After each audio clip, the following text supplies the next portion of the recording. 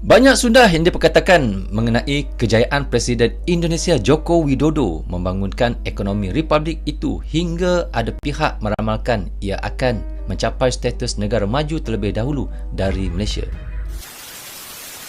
Assalamualaikum warahmatullahi wabarakatuh. Welcome back to my YouTube channel, Labas Studio. Bagi mereka yang baru pertama kali melewati channel ini, saya mengucapkan selamat datang. Welcome to my YouTube channel. Selamat bergabung di channel ini. Pada ketika ini, pandemik semakin hari semakin mengganas. Apa yang perlu kita buat sebagai rakyat, sebagai masyarakat? Kita kena mematuhi peraturan yang telah pun ditetapkan oleh pihak pemerintah. Dan pada ketika ini, antara perkara yang wajib kita buat adalah menyahut seruan pihak pemerintah untuk mendapatkan vaksinasi bagi membina immunity berkelompok. Pada kali ini, Labas Studio tertarik dengan satu posting video daripada channel Brokif Channel. Brokif Channel telah pun posting video ini yang berdurasi dalam 3 menit 31 saat, dan video ini bertajuk kenapa Indonesia akan lebih maju dari Malaysia.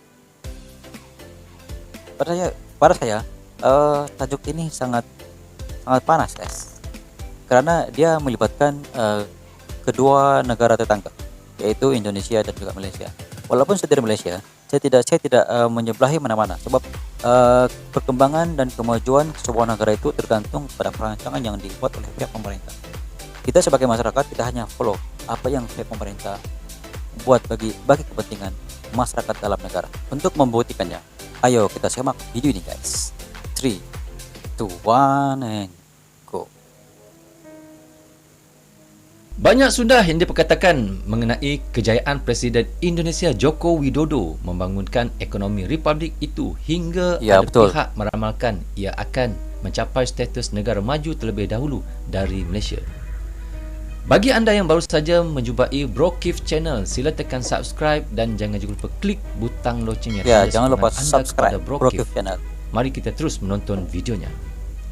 Ayo. Pandangan pihak berkenaan mungkin ada benarnya jika dilihat ketika Malaysia membatalkan projek kereta api berkelajuan tinggi HSR Kuala Lumpur Singapura. Ini yang heboh satu ketika dulu, projek guys. HSR yang pertama di Asia Tenggara apabila siap pada tahun depan. Projek kereta cepat Indonesia KCID Jakarta Bandung yang sedang dalam fasa pembangunan itu bakal memiliki landasan sepanjang 142,3 km. Wow. Yang membolehkan Sangat kelajuan jauh. perjalanan hingga 350 km sejam dalam tempoh 45 minit berbanding 3 jam jika menggunakan perkhidmatan kereta api biasa. Projek yang dibina oleh syarikat PT Kereta Cepat Indonesia China KCIC akan menggunakan gerabak kereta api peluru dari China CR400AF. Wow. Dalam perkembangan lain, walaupun Malaysia telah lama mewujudkan cyberjaya sejak 1997 bagi meniru lembah silikon di California, Amerika Serikat yang menempatkan syarikat yang dikhaskan untuk teknologi komunikasi dan maklumat ICT, bandar itu kini berada dalam situasi tidak memberangsangkan.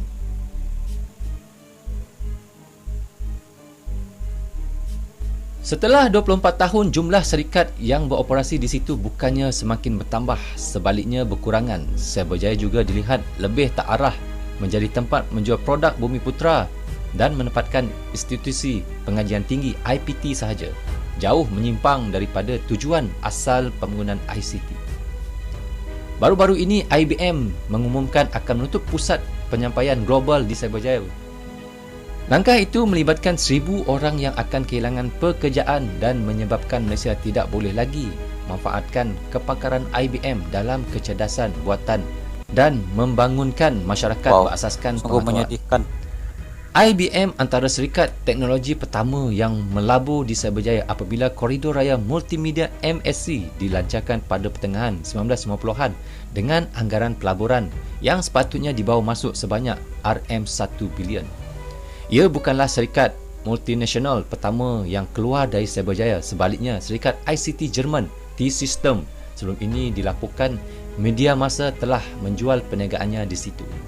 Ketika Cyberjaya semakin malap, Indonesia pula sedang rancak membangunkan beberapa kawasan mirip lembah silikon. Antaranya kawasan yang dinamakan Bukit Algoritma di Cikidang, Sukabumi, Jaya Barat. Bukit Algoritma akan dibangun di atas tanah seluas 888 hektar dengan tumpuan kepada bidang ICT dan teknologi berasaskan revolusi industri 4.0 ataupun IR 4.0 dengan pelaburan serikat-serikat dari Jerman. Demikianlah video daripada channel Brokif yang berdurasi 3 menit 31 saat, guys. Walaupun video ini pada saya sangat singkat, tetapi dia mempunyai informasi yang sangat padat bagi membandingkan keupayaan pembangunan teknologi di antara kedua buah negara. Dan pada saya, Indonesia pada ketika ini di bawah pimpinan Joko Widodo mempunyai satu matlamat pembangunan yang sangat realistik dan mempunyai perancangan yang sangat rapi, disusun rapi dan juga memberi kesan kepada ekonomi semasa. Dan bagi Malaysia, pada saya, pendapat pribadi saya, antara punca kenapa Malaysia pada ketika ini ekonomi pembangunan semakin lama semakin merosot disebabkan oleh kemelut politik, guys. Dan di Malaysia pada ketika ini politik pertukaran pemimpin itu seringkali berlaku yang menyebabkan perancangan yang dibuat oleh pemimpin terdahulu tidak dapat dilaksanakan. Baru dia hendak melaksanakan telah berganti tangan dengan orang lain. Itu antara punca-punca kenapa Malaysia lambat untuk berkembang dari segi teknologi berbanding dengan Indonesia. Apapun, saya mendoakan semoga Malaysia terus maju ke hadapan, dapat mengimbangi perkembangan Indonesia, dan kita mengharapkan juga antara kedua buah negara ini terus bekerjasama, sebab kita adalah serumpun. Apapun, semoga Malaysia dan Indonesia terhindar daripada pandemik ini pada masa yang lebih dekat lagi, guys, supaya kita balik kembali kepada kehidupan normal. Sekian daripada Lepas Studio, kita berjumpa lagi di video yang akan datang. Assalamualaikum, bye-bye.